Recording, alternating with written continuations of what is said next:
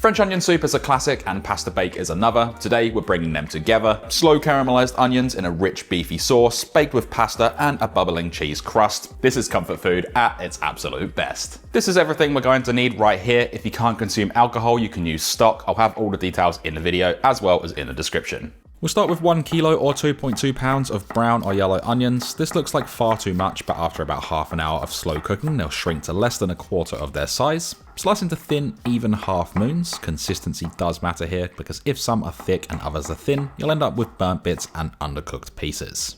Next, crush 3 cloves of garlic with the side of your knife. This just breaks down the allicin compound, releasing most of its flavor. The garlic will burn easily, so we'll add this later on once the onions are ready, and we want this to be finely minced. You can also grate it, but mincing for this recipe is the better option. I'm using some thyme. It is optional, but I highly recommend it. It adds a beautiful flavor. We need 2 teaspoons of either fresh or dried. If you are using fresh and you have really woody stems, I recommend picking off the leaves prior to cutting them. As for me, these are really soft stems, so I can chop up the whole thing. Now we're going to grate 200 grams or 7 ounces of Gruyere cheese, 100 grams or 3.5 ounces of mozzarella, and 50 grams of Parmesan. Gruyere is the classic choice for French onion soup. It's nutty, slightly sweet, and it melts beautifully. Mozzarella gives us the stretch, and that Parmesan brings a really nice salty umami kick. Also, don't mix these together. We want to keep them separate as we will be layering the cheese later on.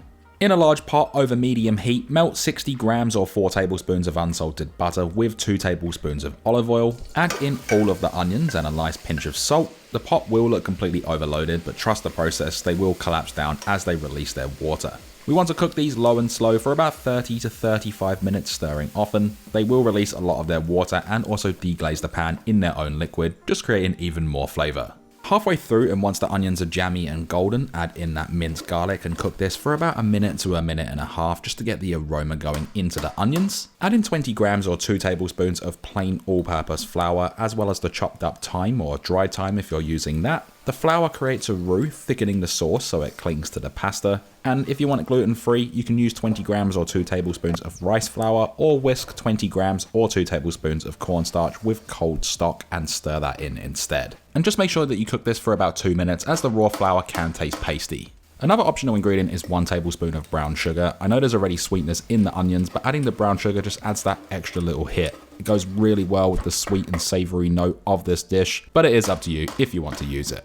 Traditionally, this next step uses 250 milliliters or 1 cup of dry white wine to deglaze, but I'm on a weight cut right now and I don't really want to keep alcohol in my house, so I'm swapping it for beef stock. If you have got wine, use it. It adds fruitiness and acidity. If not, stock keeps it rich and hearty. Both are perfectly valid. Make sure everything is thoroughly mixed through. All of those flavors have become friends, and reduce it by half. Add in 750 milliliters or 3 cups of beef stock. Don't worry if you've already used beef stock before in replace of wine, that's fine. Mix that all together and simmer this uncovered for about 10 minutes until glossy and thickened, and we can season this generously with cracked black pepper. If your sauce is too thin, just simmer it for longer. If it's too thick, you can add a splash of stock, or you can take some of the pasta water to loosen it up. In the meantime, salt a pot of boiling water and cook 500 grams or 1.1 pounds of a pasta of your choice for 2 minutes less than the packet instructions, and before draining, reserve half a cup of that pasta water.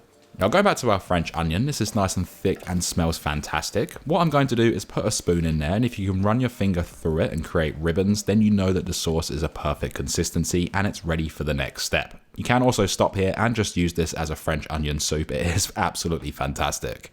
Once the pasta is cooked and drained, we can add it into our French onion. Just mix everything together. Make sure all of that pasta is completely coated. Like I said, if you have penne or rigatoni, all of the sauce is going to go into each individual tube and just create even more flavor. And we can adjust the consistency with that reserved pasta water. It's going to help emulsify that sauce and thicken it up. Also, if your sauce is way too thick, you can just add a touch more beef stock. What we can do now is lightly grease a baking dish with some unsalted butter or a little bit of spray oil. Add in half of the French onion pasta mix and spread it out so it's all sitting flat. Now for the cheese, we're going to layer it. So the Gruyere goes down first for nuttiness, the mozzarella in the middle for that gooey stretch, and Parmesan on top for crispness. If you dump it all in at once, you'll end up with a heavy sheet of cheese that just peels off straight away. And what I'm doing is putting half of the cheese mix in the middle, then putting the rest of that French onion pasta mix in, spread it out again, and top it with the remaining cheese in layers, and make sure you spread it all the way to the edges. That way we get that beautiful cheese crust and that even crust all over the top. All we need to do is bake this at 200 degrees Celsius or 400 degrees Fahrenheit for about 20 minutes until bubbling and golden, and then once it's out of the oven, let it rest for 5 minutes before serving. That way the sauce sets slightly and your first scoop comes out neat instead of collapsing into a puddle, and mine collapsed a little bit because I really couldn't wait. So if you've learned anything from this video, don't be like me.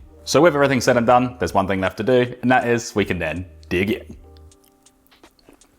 This is everything you love from a French onion soup and everything you love from a pasta bake. Put them two together, this creates an absolutely incredible dish. If you enjoyed this video, hit that like button, leave a comment and subscribe if you haven't already, and I'll see you in the next one. Thanks for watching.